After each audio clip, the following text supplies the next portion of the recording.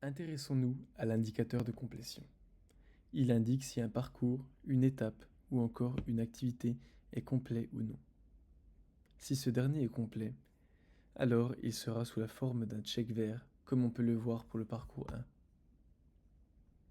S'il n'est pas complet, il sera sous la forme d'une croix rouge, comme sur le parcours 2.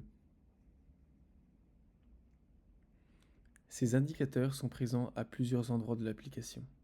Lorsqu'on les survole et que l'on arrête la souris dessus, un message précisant sa fonction apparaît. Ici, le parcours est complet. Cet indicateur sert donc à savoir si les parcours, étapes et activités sont complets afin de les publier ou non.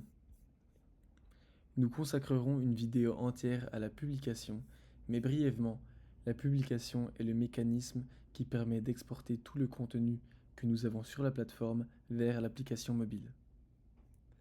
Pour ne pas que des bugs apparaissent sur l'application mobile, il est donc crucial que les données soient complètes avant la publication. C'est donc pour cela que cet état de complétion a été introduit. Parcourons les pages pour définir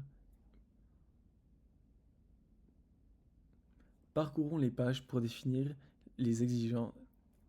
Parcourons les pages pour définir les exigences pour compléter les parcours, étapes et activités. Pour qu'un parcours soit complet, il faut qu'au moins une langue soit ajoutée, que son contenu soit complet dans toutes les langues ajoutées. Ici, nous avons le français et nous voyons que c'est vert, donc les langues sont complètes. Contenir minimum une étape et que toutes les étapes qui sont contenues soient également complètes.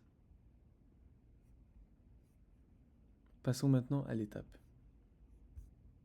Pour qu'une étape soit complète, il faut également que, si la localisation est activée, que celle-ci soit renseignée. Donc là, nous voyons bien que les coordonnées ont été renseignées.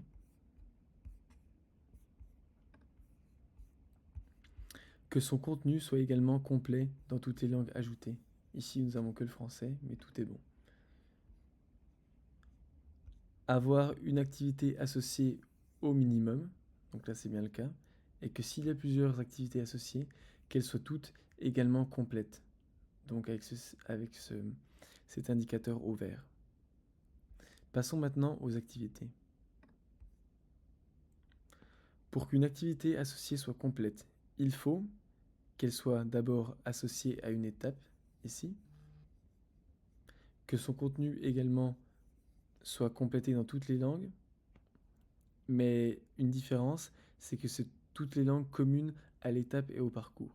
En effet, une activité peut contenir plus de langues que l'étape associée, mais seules les langues prises en compte pour l'état de complétion sont les langues communes à l'activité et à l'étape. Donc nous avions vu que l'étape avait seulement le français, donc supposons que l'anglais soit rouge, cette étape serait quand même valide pour être publiée dans ce parcours. Finalement, il y aura des différentes exigences pour chaque type de module. Donc avoir au moins une question pour les quiz et que tous les champs obligatoires dans ces questions soient complétés, etc. Pour le module ressources, avoir au moins un média associé.